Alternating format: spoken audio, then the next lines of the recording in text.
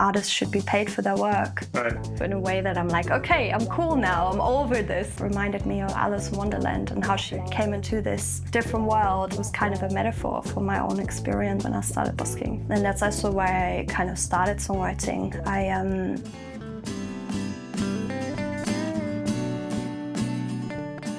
Hello everyone, I'm sitting here with AliceHills. She just played a song, Part of Me, in our kitchen here. Hello, Alice. Hi. Since we're sitting in a kitchen, I want to talk about food really quickly.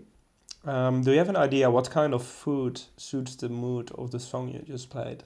That is an interesting question. I mean, it's kind of really upbeat, of course, so it would have to be something that you can maybe eat fast, I don't know, like a granola bar. I don't know. Do you have like a signature dish that you make for people when they come over? Like a risotto, seafood risotto. Okay. It's like kind of my go-to because it sounds kind of fancy, but it's actually kind of semi-easy to make once you know how to do it. And you can make a big pot of it so it can feed a lot of people. Talking about music in Berlin, because you are from Berlin. How did you get into music here? Well, I always had an interest in music. I was always singing my whole life. And then initially I wanted to learn drums, actually. But then my best friend in 5th grade said, oh, but you're a singer, you should learn guitar and I will learn drums and then we can be a band. And then I started learning guitar and she never learned drums. So yeah, I've been playing guitar since 5th grade and I mostly taught myself. And and then I started writing songs when I was around that time as well. Like I think the next year I started writing songs. Then I started busking when I was 16, which is also a while ago now. So that's been pretty much my whole life, yeah. And how is it to start your kind of musical career by busking? Actually, so I was bullied a lot in school, and so I didn't really have that much self-confidence. But then kind of busking, all of a sudden there were so many people that just really appreciate what I did with music, and it gave me such a boost of self-worth and confidence, and that's also so not a lot of people know this, but AliceHills is actually my artist name, and I chose it because it reminded me of Alice in Wonderland and how she came into this different world and like helped her grow in so many ways, and it was kind of a metaphor for my own experience when I started busking. I mean, it sounds pretty intimidating to busk on the streets of Berlin when you're 16. Yeah, it is, and I think particularly Berlin, it's a very intimidating kind of place as well. It's like had a lot of like very traumatizing, rough experiences on the street, but it's also one of the places where like the magic is still real. You can still create those really beautiful bubbles of just attentiveness and togetherness. And I think people in Berlin, they're really receptive to art and culture, of course, because it is such a cultural place. So you find very appreciative people of that here on the street as well. How have you seen the music scene change in the years you've been playing here? Well, a lot more musicians have come. I mean, some people have stayed, some people have left, how it always goes. I think Berlin is one of those places, obviously I'm from here, so I've had to say goodbye a lot to friends who moved back home again. It's a lot of like expats and stuff. And I think in, for example, comparison to London or other big kind of capitals, it's a lot more welcoming to musicians. It's a lot less competitive in the way that it feels like everyone's just like trying to fight to make it and just doesn't give a fuck about anybody in their way, which is something I always really liked, like the sense of community that you have here.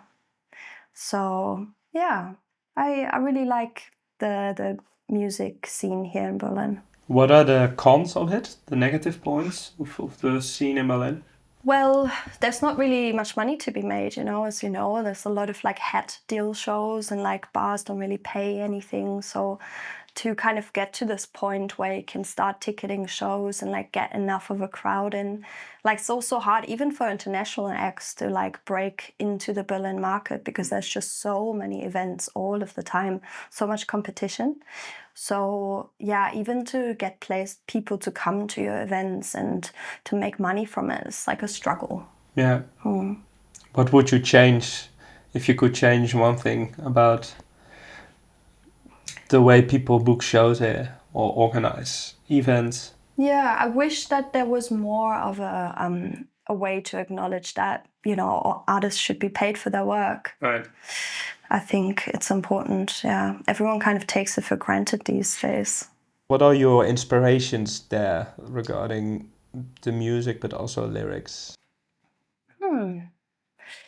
I used to listen a lot to Ray LaMontagne and Laura Marling, Joni Mitchell, Matt Corby, and I don't know. I like artists that, like, either if it's like really authentic personal experiences, or also if it's like, you know, great storytelling.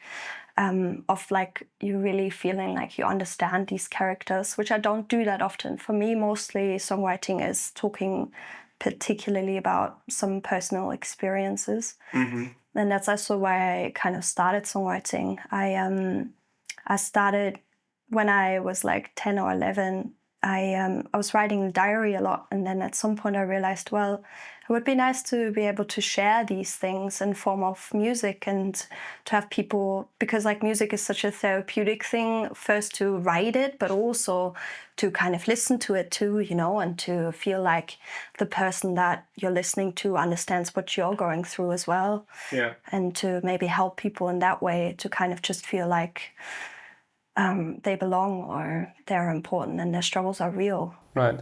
Is there like a limit to that though, in the sense of like, is there a point where lyrics get too personal that you would write it but not release it? Or is for you anything possible to put on a record, for example? So in a way, I felt like whenever I write songs, it's kind of a way to kind of let that go, to kind of finish it. In a way, every time I sing that song that I wrote, it's like kind of I get further and further away from it. And like I kind of therapize myself in a way that I'm like, okay, I'm cool now. I'm over this, you know? But I think there's certain songs that are still waiting to be written that I haven't touched on because they felt too personal. And like, also like, obviously, if it's like stuff about my family and whatever, I obviously I love my family a lot and I wouldn't want them to kind of feel like I'm saying something bad about them or something. So that's like a concern, like in a way. But I think at the other hand, I have always ended up releasing almost all of the stuff I recorded. Yeah. Yeah, because if it's just about writing something that kind of like pushes it away, like the exposure kind of thing, then you wouldn't even have to play it live per se, you know, in that theory. That's like writing a journal, basically.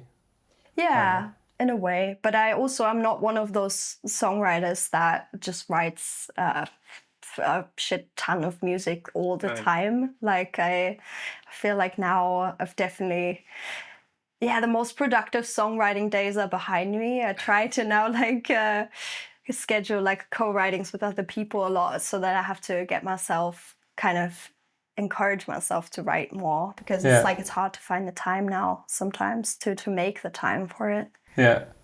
Do you also find that you've become more critical of songs, so that like the benchmark for it being good enough to call it a song is higher?